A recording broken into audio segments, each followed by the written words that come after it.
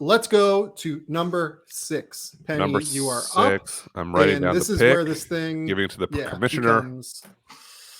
Oh boy. Not for me. I'm good here. 6. I'm taking Keegan Murray from Iowa. 6'8", 225 pounds. We want to go with here. I don't have their weights.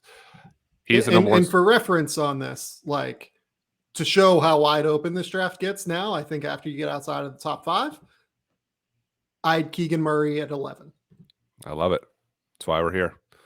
So, number one scorer in the country. He's had 35 points twice. He gets his buckets. He's destroyed his non-conference schedule. At his size, he moves well, I'd say, on both ends. He finishes in transition.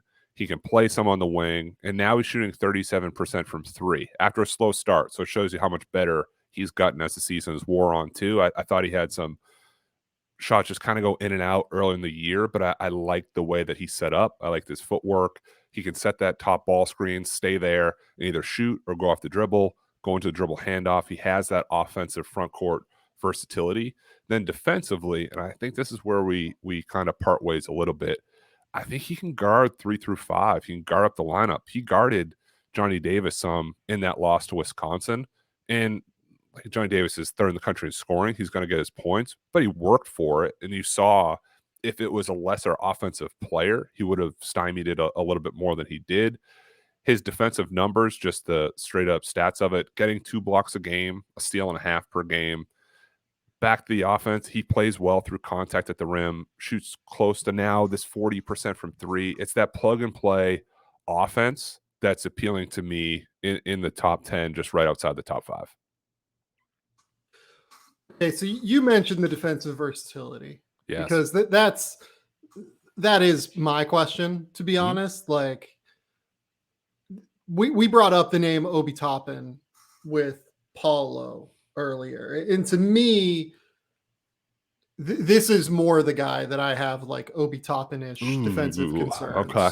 Really? Defensively. Oh, I don't see that. See Obi, and it was kind of like in space a little bit. Obi was like the pick and roll defense. Like I think Keegan's a little bit smarter too, and has these defensive instincts to rotate, to recover, to scramble, where sometimes can be lacking otherwise. So like Keegan is more flexible, I would say, than Obi. Obi was like kind of stiff and like struggled to move a little bit. But in terms of like lateral quickness, I don't know that Keegan is particularly awesome there. Like the guy that I kind of am thinking about in my brain in terms of the comparison for Keegan Murray is like a Marcus Morris almost. Yeah. Well, it's another set of twins. He has a twin brother, Chris Murray. You have 2 Morrises. So it's kind of funny. I didn't even think about that. Yeah. Well, it's funny because we've had 2 set of twins go in the top 6 with Johnny Davis and Jordan Davis and Keegan and Chris Murray. But go on. I digress. Just connecting the pieces here. Yeah, that's weird. I didn't even think about that until you just said that. Like, what a weird world. Yeah. Like when I watch Keegan Murray, I worry a little bit more about the defense, where the comparison with Toppin again falls apart is offensively. Like I think Keegan has more off the bounce. I think he just has a little bit more skill in terms of being able to create his own shot. Whereas Obi was post ups, pick and rolls where guys were feeding him the ball, etc. Keegan is, let's clear out left side of the floor, give him some space to operate, and he'll figure out how to get a move off the bounce, maybe get back to a pull up. Like he loves that like little fadeaway mid post jumper. Like that's been a really nice little shot for him this year. Yeah. You think of him as what level shooter? Like, do you think he's like a 35% shooter? Do you think he's I do. I think that's fair 30, for NBA 3.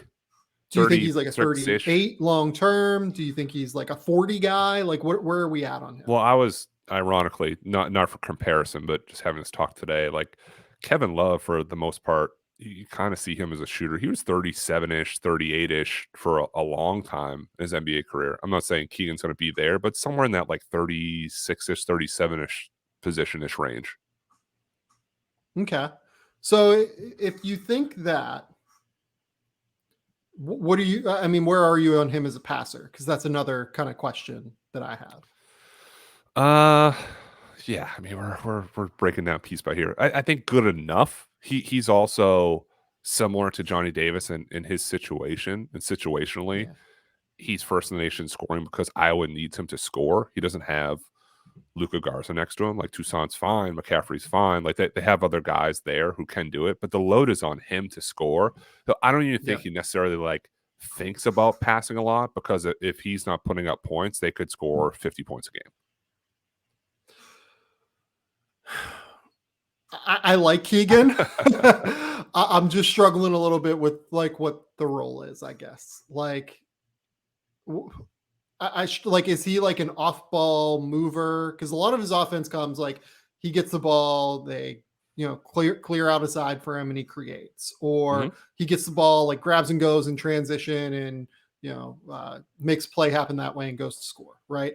To me, it's like, do you think a team is going to do you think he's like a top 3 scorer on a team, so a team is going to give him the ball and just like let it go?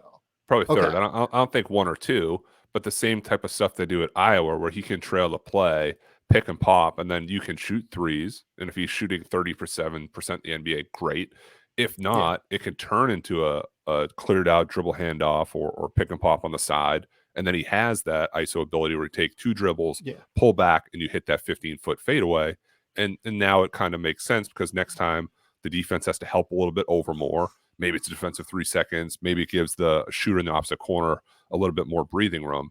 I don't ever think he's going to be the focal point, but like a really good second or third-ish, probably third-ish type guy, where it opens up everything else, because you can't lose that guy on the court because of the wide-ranging-ish skill set that I see that he could have.